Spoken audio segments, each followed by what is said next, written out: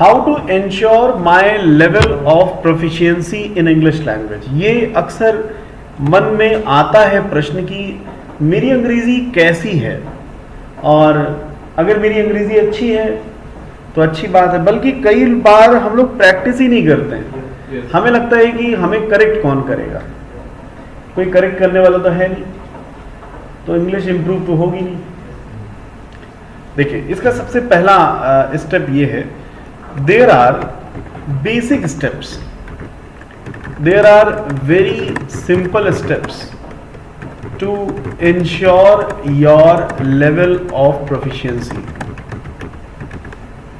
बहुत ही simple steps हैं अपनी प्रोफिशिएंसी को इंश्योर करने के लिए। पहला सिंपल स्टेप ये है कि आपकी प्रोफिशिएंसी तभी साबित होगी जब आप अपनी बात को दूसरे को कन्वे कर पाए। Proficiency means you are able to use English language in your practical conversation, practical communication. आप अपनी इंग्लिश लैंग्वेज को प्रैक्टिकल कम्युनिकेशन में यूज कर पा रहे हैं, यही proficiency. If a person is able to understand your views, if a person is able to understand your views, it means your communication is excellent। अगर लोग आपकी बात समझ पा रहे हैं, इसका मतलब आपका कम्युनिकेशन एक्सीलेंट है। बाकी आपको भी पता है, improvement has no limit, right? Improvement has a very long scope of work। Improvement का स्कोप है ही बहुत बड़ा, एंड जीवन पर्यंत हम इंप्रूवमेंट ही करते रहते हैं। आप एक ऐसा व्यक्ति बताइए जो अपने आप को परफेक्ट कहता हो।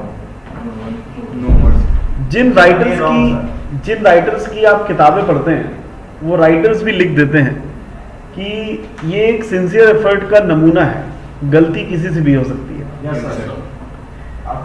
बल्कि वो ये भी लिखते हैं कि अगर आपको कोई गलती मिले तो इस ईमेल पे या इस मोबाइल नंबर पे बताइएगा, और अगले संस्करण में हम इसे सही तरह से पब्लिश करेंगे।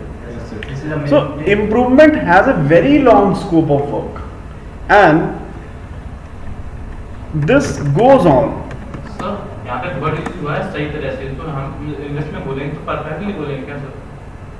This goes on for the whole life।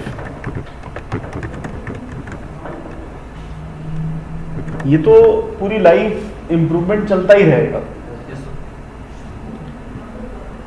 Learning is the part of life. Learning एक पार्ट, जिंदगी का एक हिस्सा है। तो एक फैक्ट ये भी है, you will always find better people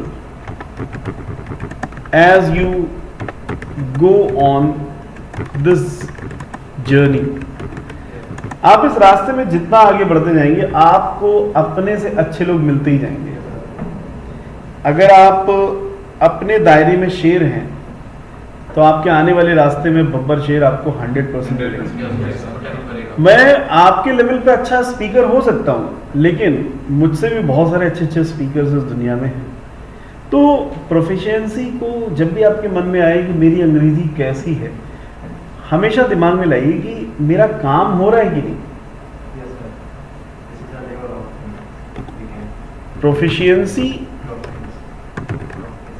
proficiency means whether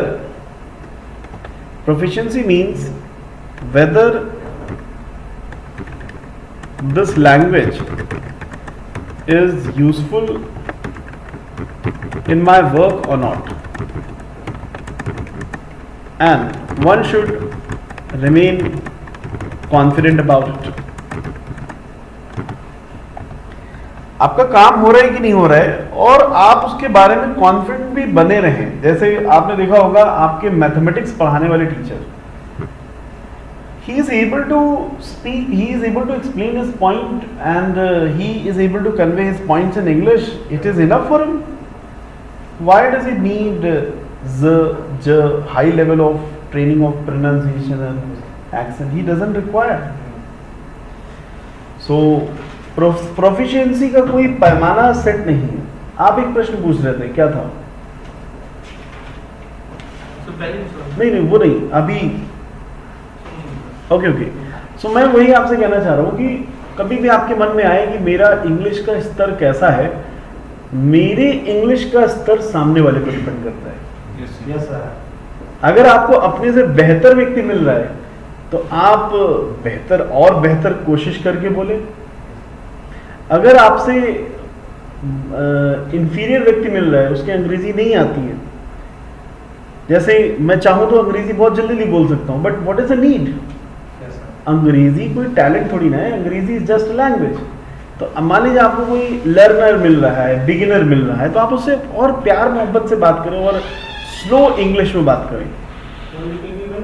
हाँ, no need of hi-fi English. ठीक है ना? For successful communication it is important to see the level of listeners. ये वास्तव में फैक्ट है कि आप बात किससे कर रहे हैं. If you find superior people work more on your level of proficiency, if you find inferior people present your proficiency confidently. देखो ये तो सत्य है, आपको आपसे सुपीरियर लोग मिल रहे हैं तो उनसे कुछ सीख लीजिए, और आपसे जूनियर लोग मिल रहे हैं तो उनको अच्छे से मोटिवेट कर दीजिए.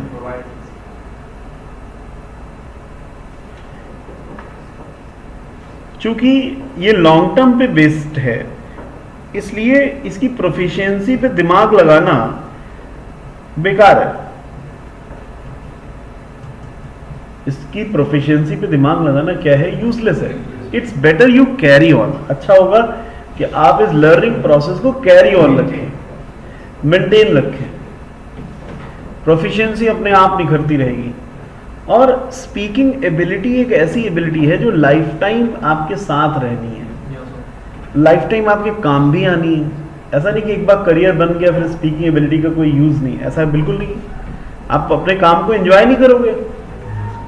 तो स्पीकिंग एबिलिटी एक तरह से व्यवहार का पार्ट है, बिहेवियर का पार्ट है. जिस तरह से आपका बिहेवियर होता है ना, जैसे व्यवहार, एक व्यक्ति अपने व्यवहार के लिए जाना जाता है. आप सबकी एक अपनी आइडेंटिटी है. रुपया पैसा एक तरफ, नॉलेज एक तरफ, व्यवहार एक तरफ है. बताइए है कि नहीं? आपको बहुत ज्यादा नॉलेज है लेकिन आपका व्यवहार अच्छा नहीं है, तो क्या मतलब है? इसी तरीके से आपकी इंग्लिश बहुत अच्छी है बट आप किसी को हैप्पीली इंग्लिश, किसी को आप हैप्पी नहीं कर पा रहे हैं, किसी को अपनी बात समझा नहीं पा रहे, तो ऐसी इंग्लिश का क्या फायदा?